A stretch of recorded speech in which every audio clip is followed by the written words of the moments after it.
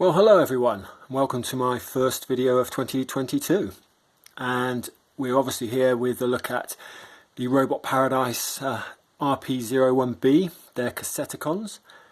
And as you can see, completely sealed, haven't touched it, only got this a little while ago. Thought I'd do a proper unboxing live recorded on camera. So give me a second to get the outer packaging off, and then we'll come back and we'll take a proper look at everything. Okay, so I've removed the outer packaging, and I thought probably best to start with a look at the inner packaging. It's a bit of a departure for Robot Paradise, in that we don't have an artist rendition, an artist interpretation of the character. We have actual product shots on the outer box. I don't really mind either way, to be honest, but yeah, it just struck me as a little bit different because the Acoustic Wave itself still had the old stylized artwork. Anyway, you know, it is what it is. It's nothing terribly exciting. Give you a quick 360. On the back there, you get another look at the products in both modes. And I think the first time I've actually seen or remember seeing a barcode on a Fans Toys product. But yeah, nothing really strikingly obviously different about this to any other bit of Transformers packaging. So let's actually get round to the interesting bit and pop it open. I've already broken the seal on it, and I've got my fingers crossed that I don't have any major defects. This is always a bit of a lump in the throat moment when you take this take the stuff out of the back box initially. There we have the instructions and the collector cards. I'll go over those in a second. And here we have the main event, upside down there.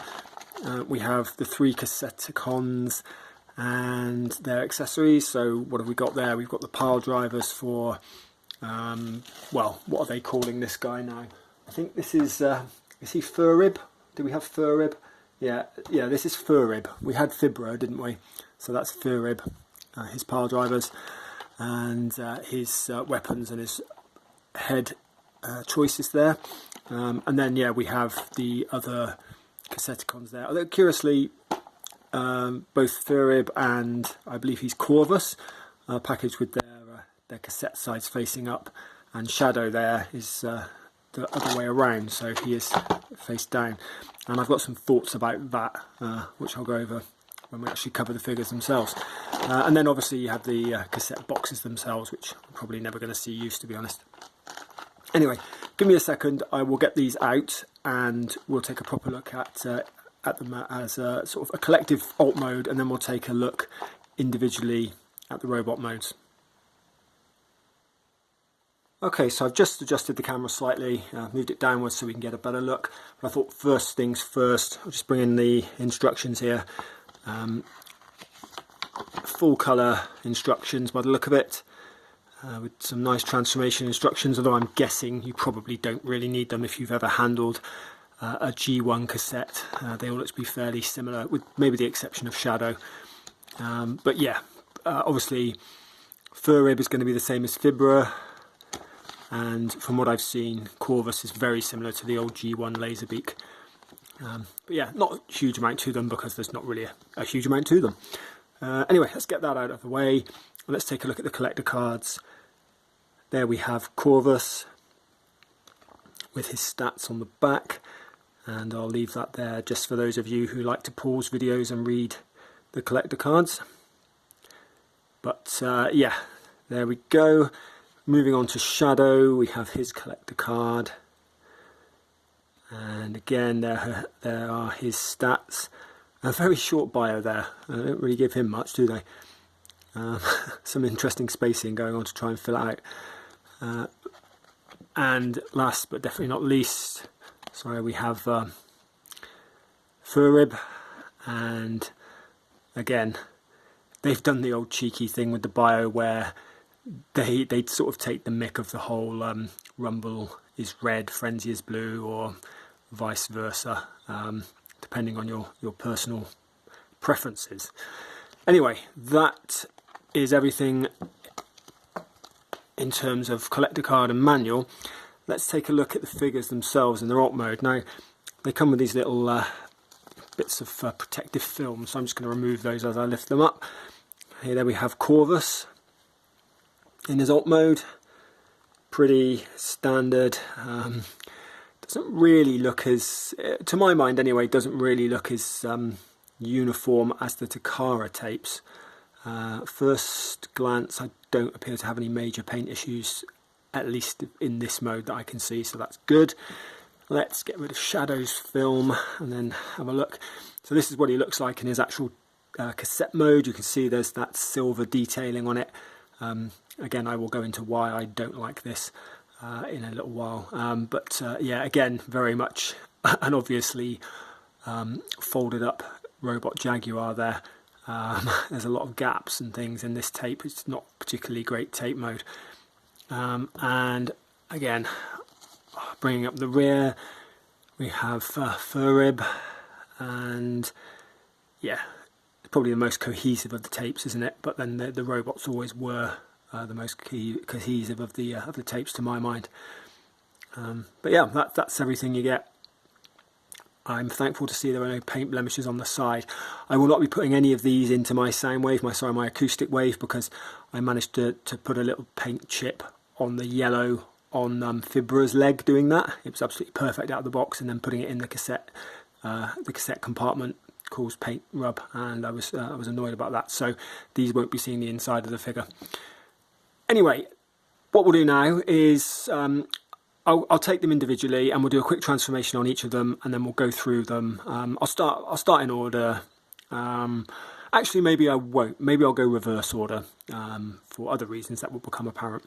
And yeah, we'll go from there. But yeah, just give me a second to get things sorted, and I'll be right back with a look at the robot modes. Okay, so here's Furib, and I think I can probably do this from memory. It's not particularly complex.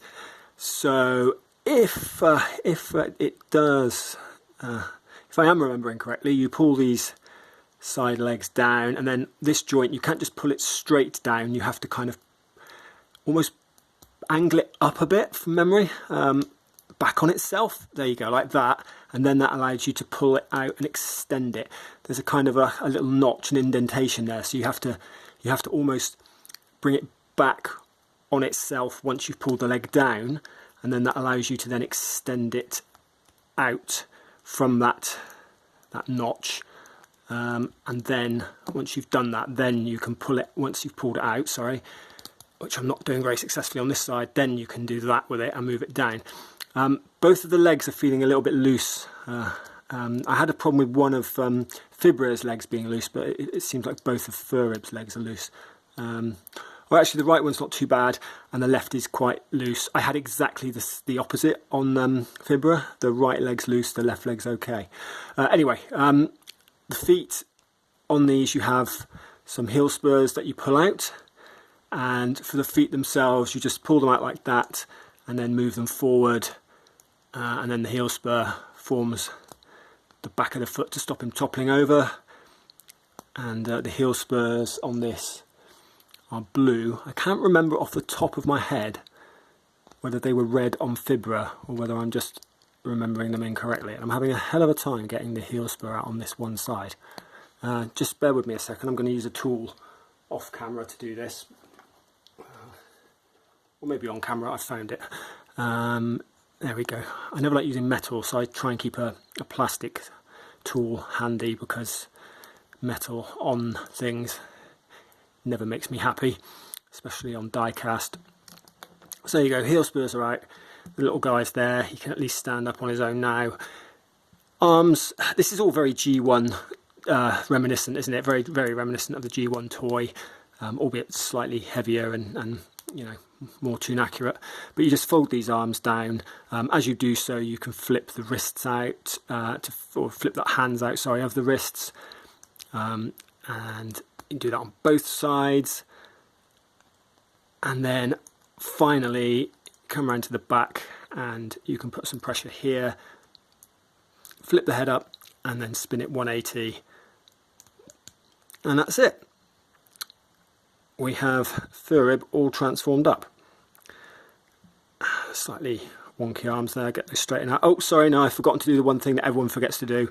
You have to extend the waist piece there and lock it in to actually give him some legs and, sorry, some hips and a waist.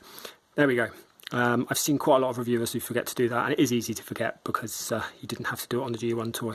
But anyway, there we go. Now he doesn't look like a weird stunted creature. So initial thoughts with this guy are very much as they were with Fibra, to be honest. I really like the look of it. It's a nice looking piece. It looks like the paint on mine's okay, not perfect. It looks like it's not completely perfect there, but okay. Everywhere else looks pretty good though. I really like the shade they've used.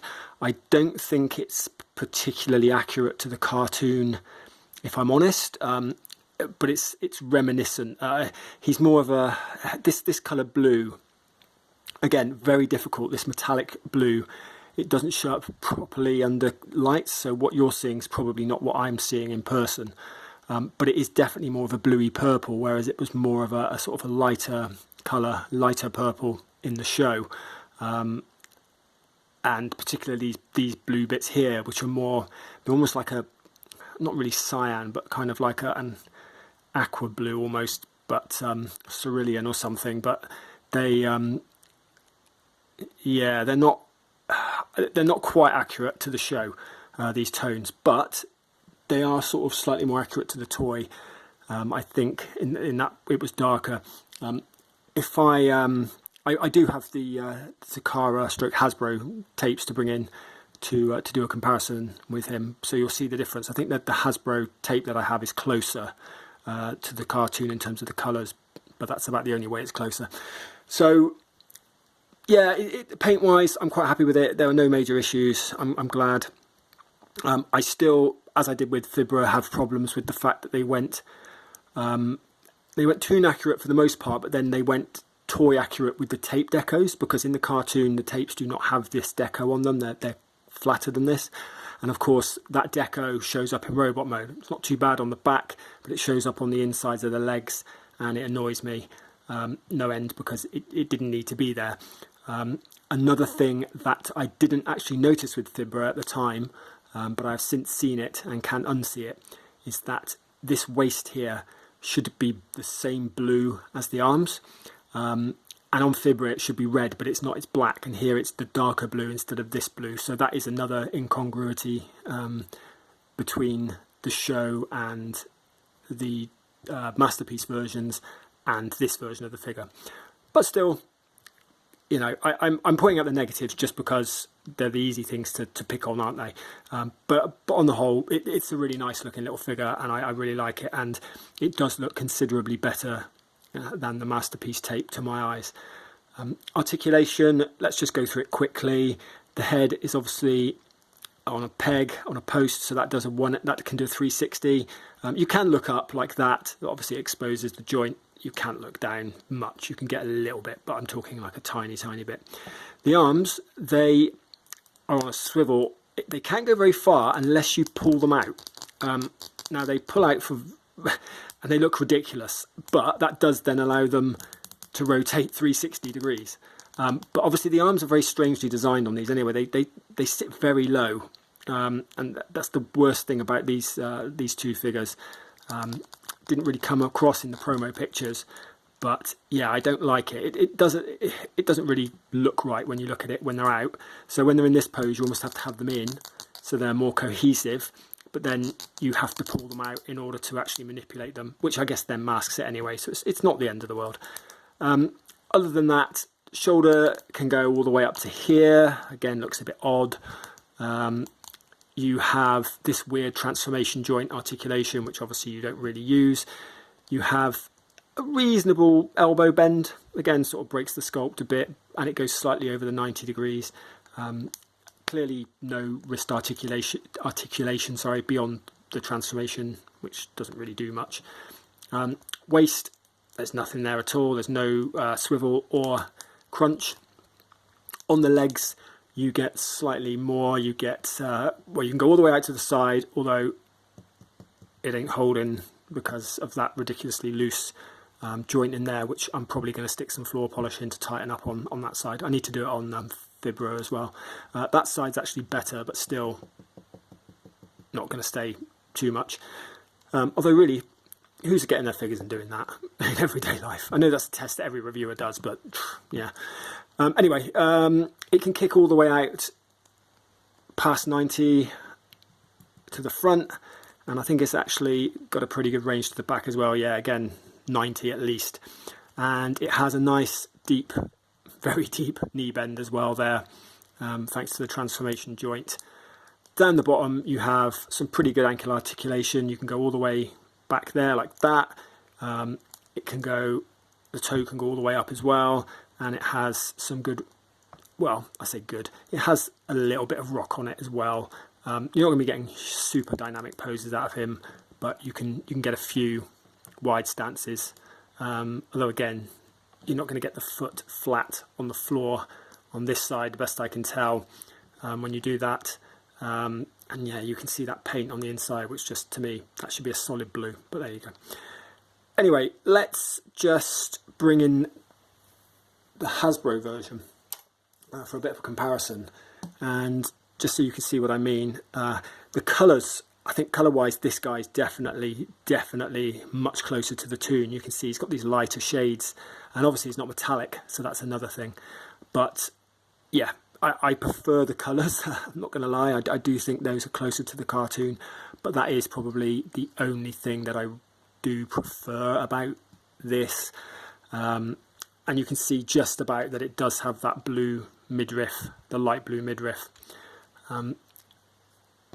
Otherwise, I mean, yeah, same sort of articulation, but the head sculpt's not as good, the proportions aren't as good, you know, anywhere across the board. It looks unsightly there, it's not Toon accurate, and it falls over at the drop of a hat as well. It's just, yeah, not. I was never hugely impressed with them. I didn't hate them. This mold, the Takara Hasbro mold, but it's not great. It does come. Sorry, I say it. Furib does come with some options that I haven't pointed out yet.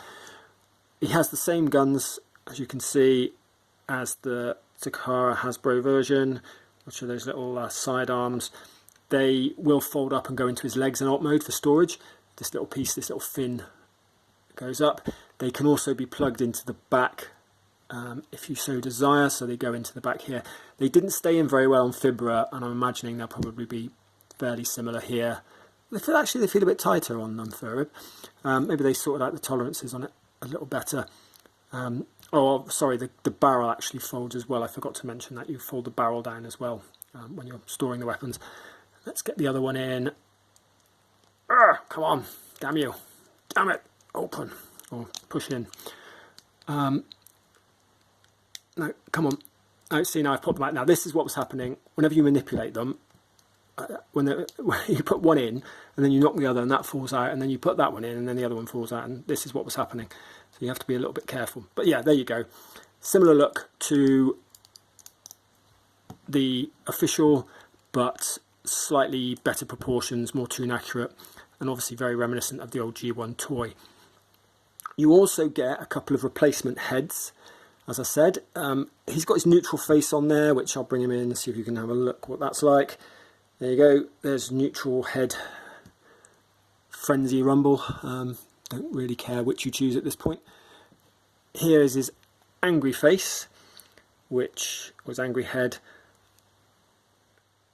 That's the one I've gone for on Fibra. The one I'm probably going to go for on this guy, because I've decided, even though I do firmly believe that in most continuities Rumble is red and Frenzy is blue, because my collection is mostly Toon centric, I am going to use this as Rumble and the red robot as Frenzy. Sacrilege, I know, and not what I actually believe, but it's just because it's Toon centric, and because Rumble was often seen as a bit of a, you know, crazy jovial chap on the show, I'm going to go with this head sculpt for the blue robot.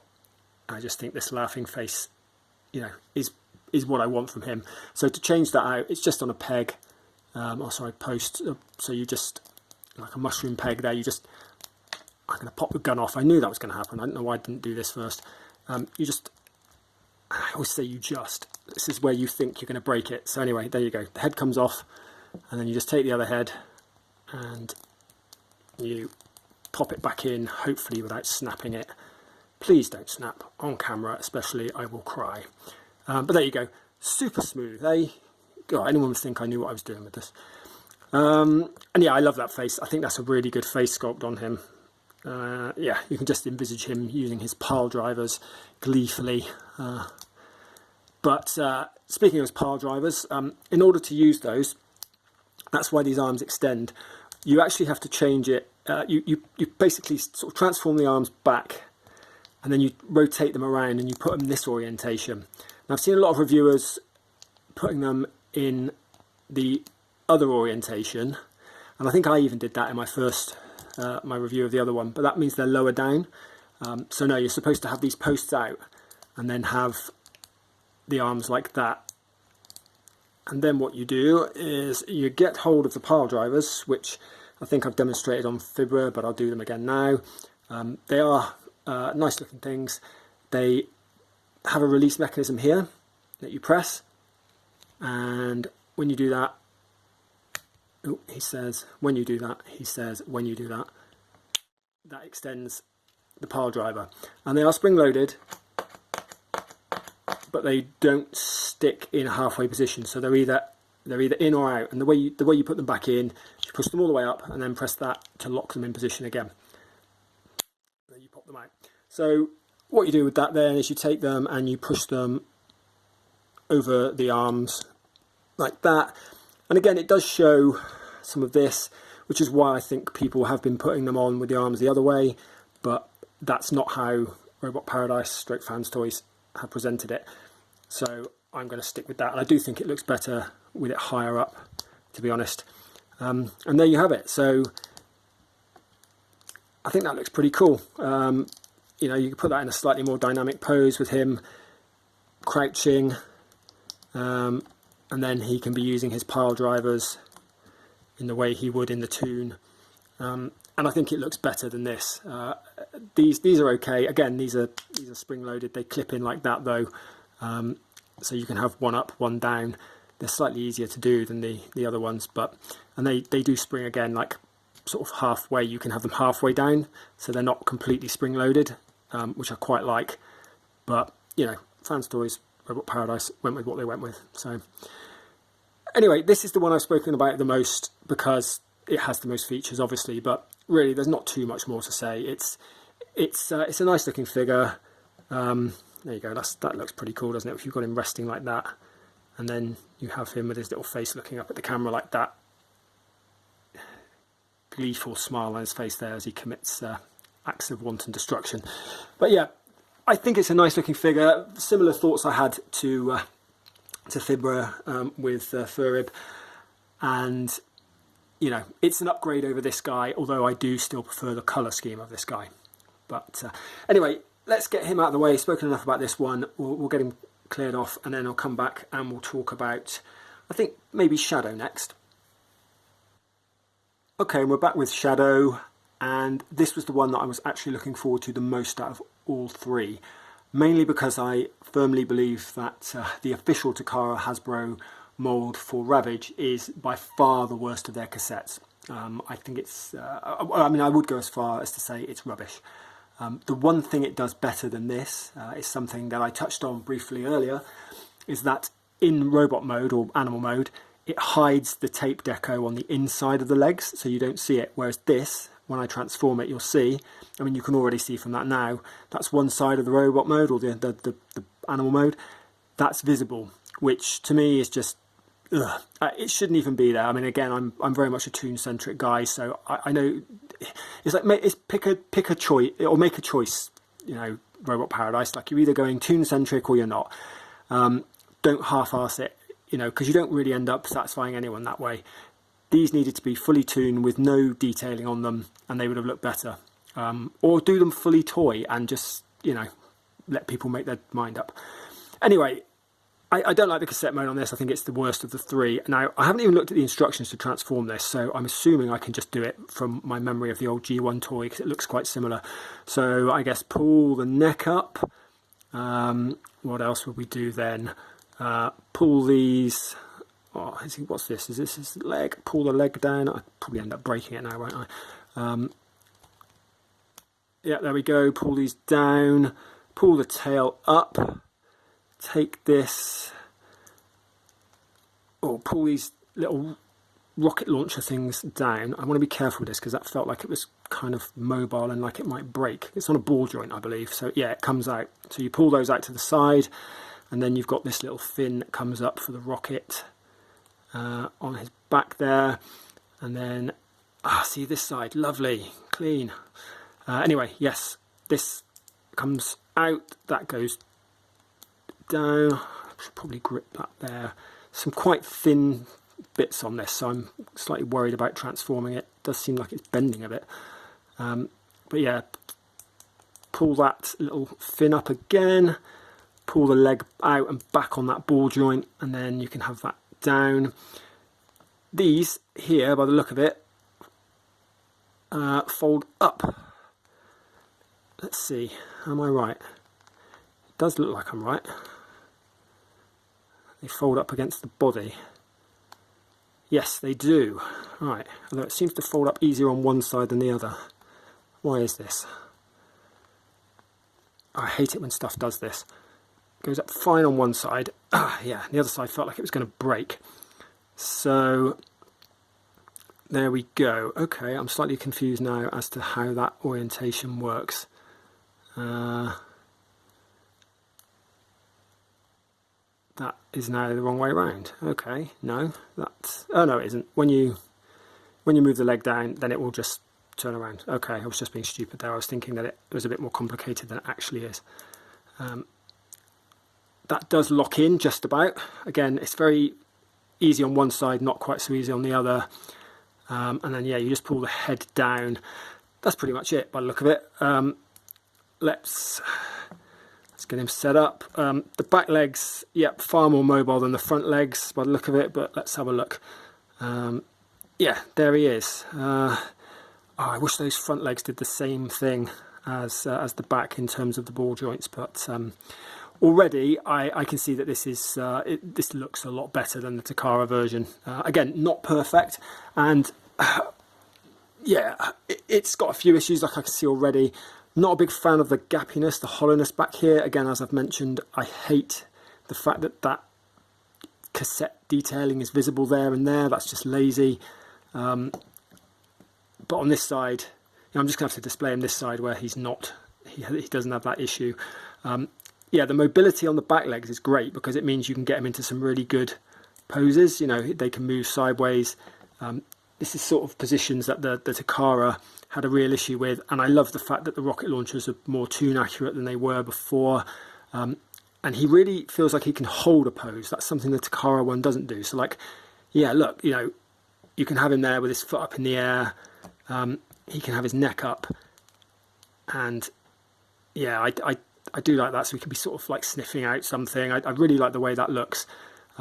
Also, he has another little bit of articulation. His jaw can open as well, which I like.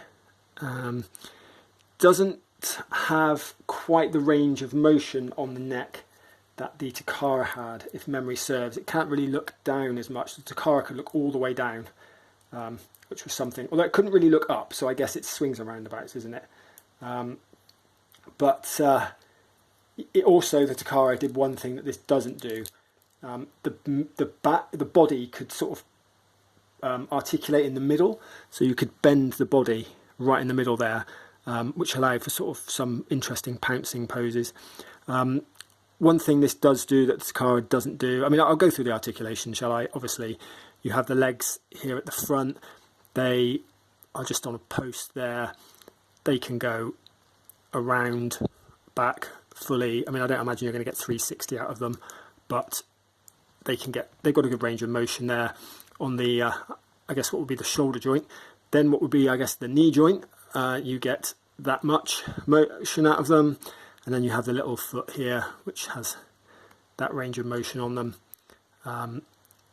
So yeah, I mean, it looks like you could probably get him into some decent sort of running poses, you know, with that like that. I like the back, again, very similar. They're on ball joints at the back though, so they can splay in and out.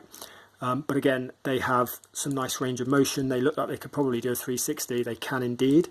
but you have the same thing with that joint there and the foot, so I'm not going to demonstrate that again. The tail only goes up that far. It will go down. Looks a bit naff, but you know, it is what it is. And then the neck, as I said, the neck can go all the way up and back because of the transformation, but it can only go down that far, which is quite limiting. The head is on a ball joint and can go up and down that far, but then it can also go side to side, which I like, because then you can really get some great stalking poses out of him, where he's looking sideways at you. And obviously, as I mentioned, the jaw opens, and I don't know if you can see it, but inside the mouth is a good bit of cartoon detailing. The inside of Ravage's mouth was red in the cartoon, and it is there as well, and that looks really nice. And he's got some really nice red eyes as well that pop. So again, overall, I think it's a nice enough looking figure. I do think it is a step up on the Masterpiece version, but I don't think it's a home run. I think, as I said, it's got some issues with it. I mean, it's got that little bit of head rotation there, sorry, on the ball joint, but not a massive amount. So you just feel like you want that little bit more up and down and side to side for it to really be useful. And yeah, these front legs are quite limiting because they are very rigid and the back legs aren't. So you just feel like, if only there was a way that they could have made those slightly more mobile as well, it would have been better. It would have been definitely allowed for some slightly more dynamic posing. But ultimately, I think he does the job better than the Takara version. And to illustrate that, I'm going to bring the Takara Hasbro mold in. Here he is. I hate this thing. I mean, it just, like, I really, as I say, like, from the side there, you can see it's got that additional bit of articulation there where it can bend on this hinge here, like that. So you can get a lot more in. Like, you can see the neck can go down much further, but it can only go up that far. But then you can kind of cheat it by using that joint there, he says, so that he can then look up further because you've bent him in the middle. His jaw, like, it doesn't, the best I can remember, his jaw doesn't open at all, and he's got a hole in the middle of his face. I don't know how well that comes out on camera, but hopefully it does. Maybe I'm moving, I should move it so I'm blocking the light source. And yeah, he has very spindly legs. You know, the sort of rockets aren't accurate, the legs aren't really accurate. The body's really thin and naff looking, and again, I think, you know, it just, yeah, I hate it. What can I say? Mine also, like, whenever you posed it, you can never get it in a proper pose, because it seemed to, like, as soon as you moved one foot, another one would move, and then it would be unbalanced. So you'd adjust that one, and then look, see, now that leg's moved, so I move that leg, and now another leg's moved in a different way. See, that leg's pushed down. That's why I hated it. It just infuriates me. Although obviously with the front legs being on ball joints, you do get that range of motion at the front that you don't get with Shadow here. But by the same token, you don't get really the same range of motion on the back because they're not on ball joints. They do move out, but again, not really. I mean, it looks almost like more like a monkey at times. You know, you can move those out, and yeah, not really very Jaguar-esque.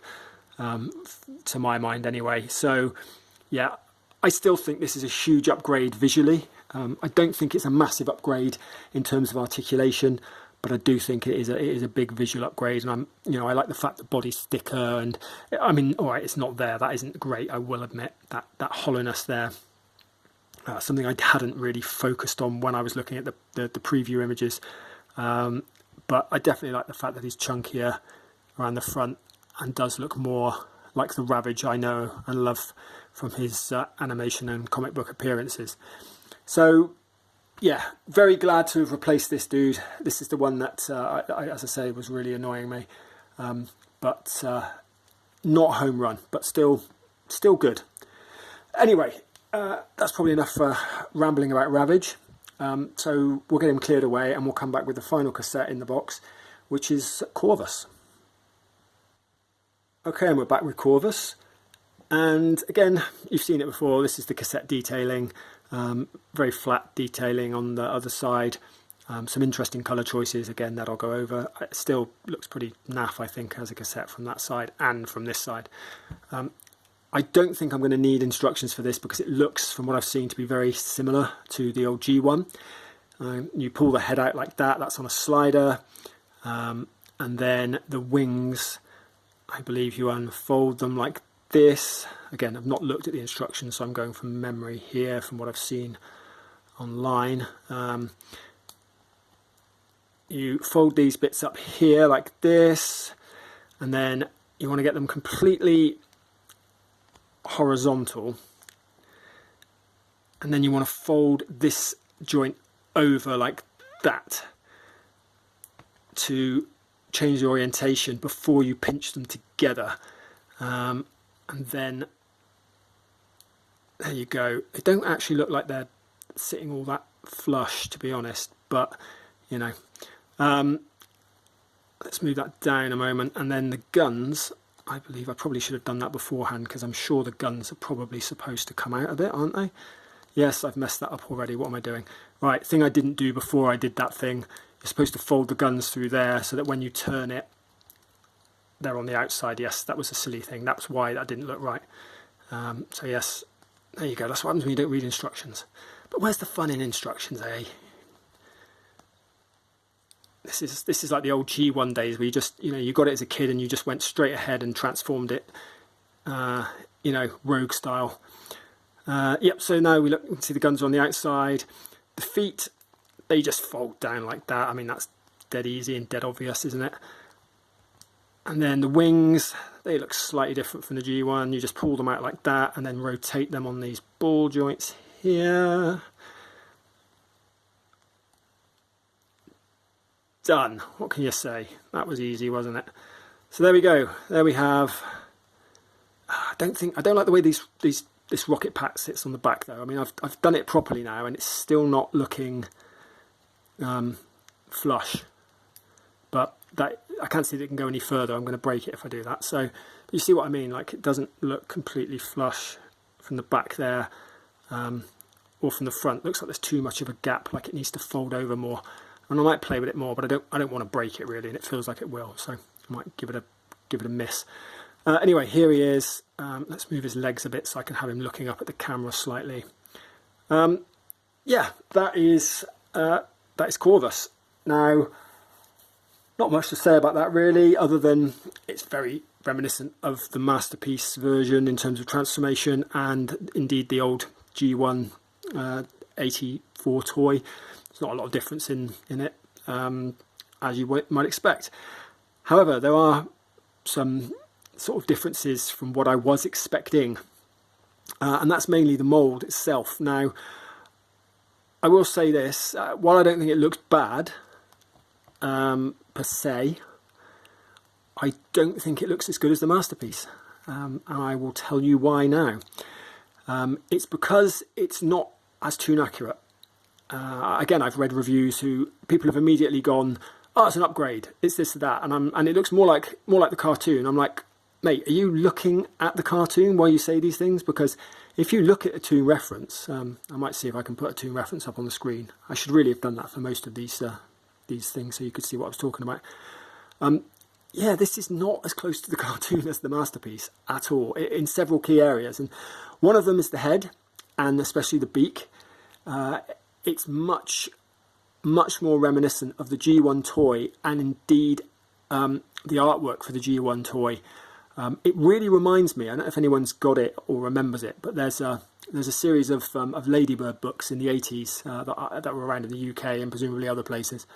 And there was one called Laserbeak's Fury, in which he was on the cover, and his head and beak looked almost identical to this. And I'm pretty sure the box art looks very similar to this as well. Now, one thing that is different from anything I've seen are the wings. The wings are not G1 accurate, and they're not Masterpiece accurate. They're not tune accurate. They're something Fans Toys has done themselves. Now, or Robot Paradise, sorry.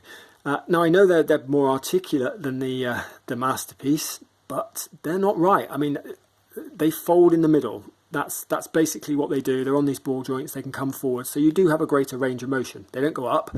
But you know, you can have them up and then they can be flapping, you know, in various states, I guess. But Laserbeak's wings didn't flap. He's not a real bird. He flew through the use of his engines. The wings were just there for like aerodynamics, I guess, like a jet. He's not a bird that flaps his wings to fly. He's not a rat bat, but that's a whole different thing. Yeah, and again, this isn't really accurate either to my mind. So aesthetically speaking, I'm afraid I don't really go much on this guy. I don't think it's going to be my main display piece.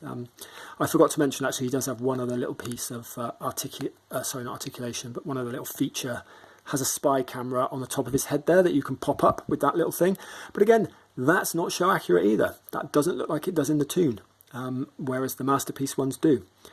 I think I'm complaining about it, so it's probably best if I actually bring the Masterpiece Laserbeak in, isn't it? So you can see what I mean. Now, here is the Masterpiece Laserbeak, and I think it's a fantastic mould. They're easily the best of the cassettes, the bird, the condor moulds. Now, in the show, they had very small, sharp beaks and longer necks like this. They had these fixed wings that were in this shape. I mean, if I give you a look at that, completely different shape. And I've never seen this anywhere. This is new to this figure in terms of the way it looks. The jet packs on their backs were shorter, and so were the guns. Or maybe the guns were slightly longer than that, but maybe not that long. So I'll give RP the benefit of the doubt on those. But again, I still think this looks more cohesive. In general, I definitely think this is a sort of a better looking piece. Now, the feet as well, on the official, I've got them back so you can't really see it, but they are supposed to run the length of the body. That's how they look in the cartoon. These are very short feet, and they do not run the length of the body at all. Yeah, I mean, this guy, you know, obviously you heard the thud there, definitely weightier, but yeah, it just doesn't do it for me. I don't know what it is. I completely disagree with any reviewer out there who said that it's more cartoon accurate. It simply is not. That's an objective fact. I can prove that with screenshots. But I can see why people like it, because it's new. There's the camera. The cameras on these Masterpiece ones, they are more accurate, but they've never been particularly great. The one on my Buzzsaw is better than the Laserbeak. It comes out more. But yeah, the camera is there as well. So yeah, I'm it's slightly irritating, really, because I was really looking forward to these cassettes, and as I say, so far there's only one that I'm like, that's that I really like. There's another one that is an obvious upgrade, but I'm still disappointed with, and then there's one that I'm just like, I don't think I'm even going to use this. So yeah, there's Corvus. This is the most disappointing one for me, not because it's a bad figure, but just because it is redundant in my eyes. Like, it's not tune accurate. And I just don't know what I'm going to do with it. I'm not going to use it with my Soundwave. I'll probably use it in another part of the display with maybe my second Megatron or something like that. Or maybe I'll have my old official Soundwave with it, or I don't know, maybe I'll just put it on its own somewhere, or maybe I'll put it back in the box, who knows. Anyway, that's probably enough of me going on about that now. I mean, I've made my thoughts clear. I do prefer this, which is, yeah, maybe contentious, maybe controversial, but it's my honest opinion. I just think it's better. I think it has all the same articulation, apart from the ball joints, but it can move forward, they can bend at the wing. The only thing it doesn't do is rotate that way, like this fella can, like that. But that only works in certain orientations, and it's just popped off of the peg anyway. So there you can see, it's not even a ball joint, it's a mushroom peg. I only just noticed that, and now it feels like it's broken. I'll sort that off camera. But yeah, anyway, I'm going to get these out of the way now, and then we'll come back with some final thoughts, and I might even bring an acoustic wave so you can see them all together. So just bear with me, and I'll be right back. So I brought Acoustic Wave in here with his minions for a nice group shot for the final thoughts, and yeah, looking at them all together, they're pretty nice looking set. It's a little bit incongruous that he's matte and they're gloss, but you know, we can get over that. you know, all in all, they look pretty good together, don't they? I think I'm especially fond of the Fibria Furib mould. I think those look really good, and they do almost justify the £30 asking price. The set was 90, so I'm assuming, you know, divide it by 3, you got 30 quid per figure. These guys here and here, I know he comes with Acoustic Wave, but that mould, because of the additional articulation they've got and the accessories, I can kind of see, you know, with the die cast and the paint, why they're 30 quid. Less so with the Shadow and the Corvus moulds, but, you know, it is what it is. I still think this is a marked improvement over the Takara release, even with the limited articulation on the legs, and I would have liked to see a little bit more on the head and neck as well. Personally, for me, I'm not a fan of the Corvus mould, as I've said, so the value of the set dips considerably, given that I only really like 2 of the 3 figures. And in fact, as I may have said earlier, I forget now, I'm probably going to continue to use the Laserbeak and Buzzsaw mould or figures, the Condor mould in my collection with these 3, and I will put this figure somewhere else in my display. Haven't quite decided where yet, but the reason being is that, you know, they scale perfectly well. They've got more accurate size wings, and, you know, with Acoustic Wave himself being matte, they don't look out of place any more than these guys do. So that's my overall thought on the set, really. I like them, but they're not the home run that I'd hope they would be. Again, a lot of that's down to my own aesthetic preferences with the Condor mould there, but, you know, I'm not here to tell anyone what they should and shouldn't like. I'm just saying what I like, and you can make an informed purchasing decision having seen the video now, whether you agree with me or disagree. That's really all I have to say on it now. You know, I don't think that it's worth dragging it out anymore. I think maybe it would have been nice to see Buzzsaw in the set, but then I probably would have ended up paying more for 2 Condors that I will never use. So actually, maybe it was a blessing in disguise. Although the fact that he was the original cassette that came with the G1 Soundwave doesn't, you know, it doesn't seem right that he's not given the love he should be given in the set. It would have been nice to be able to have all of the original 5 cassettes available with this figure, and not have to wait for a presumed second release down the line with maybe Rat Bat and perhaps Auto Scout or whatever it is. Anyway, that's all I've got to say about these guys. If you want to discuss them any more in the comment section, let me know your thoughts. That would be that's always appreciated. Although I am having a new rule this year, the New Year's resolution on my part is not to engage with any hateful or vitriolic comments as I used to. I'm just going to delete them. I haven't got the energy anymore. It's all well and good disagreeing with me about a figure and having a debate about it and just saying, well, actually, I think this and I think that. But some of the kind of hateful name calling and people getting really, really aggressively rude about plastic toy robots, just, yeah, I'm done with it, really. I'd rather keep this a slightly more, a slightly happier, friendlier, more inclusive place for everyone, for all the regulars, etc. I'm sure you guys don't appreciate some of those comments either. Anyway, that aside, that negativity aside, sorry that had to be said, but I felt like it did. I just want to say that I do have a few reviews coming up in the next few weeks, or hopefully the next week or so. I have MP52 Plus Skywarp, X-Transbots, Jansen and Fans Toys Rig on order with Amiga Lock. The first 2 are in stock. The third one is due in next week, I understand. I have asked them to hold them and combine the shipping though, because December, you know, Christmas, expensive time of the year, and then I've had some unexpected household bills in January, and to be perfectly honest, I've had a lot of these figures on order for months, and they were due to come out in a staggered release pattern, and then they all dropped in the same month, and I've ended up having to pay off like 450 quid's worth of order balances, which I was not expecting. So yeah, that's if I could save 5-10 quid on shipping, I'm going to do it. So apologies for that. It's going to add a little bit of waiting time to the reviews, but I'm really looking forward to seeing Rig and Jansen. I've seen some preview vids of those and they look really good. So I am really actually quite excited about seeing those guys.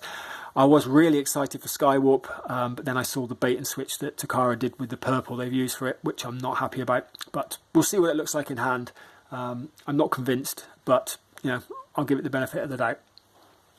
Anyway, that's what's coming up, and I hope that you will join me for those videos, whether you are a new viewer or a long-time viewer. Thanks to everyone who has subscribed. It's appreciated. It's getting over the 500 subscribers mark has allowed me to use the community option on YouTube, which is good, so I can do a little bit more engagement with my viewers, which is nice. And yeah, as I said, I do always appreciate the feedback and some comments and some healthy debate in the comment section. So yeah, please let me know what you think of this set, and if you've got it, let me know if you agree with me or disagree with me about the quality and the worth, or if you're thinking of picking it up or sticking with your Takara or Hasbro set. Let me know. Anyway, that's all for today, and it just remains for me to say thanks for watching again, and I will catch you next time. Take care, everyone.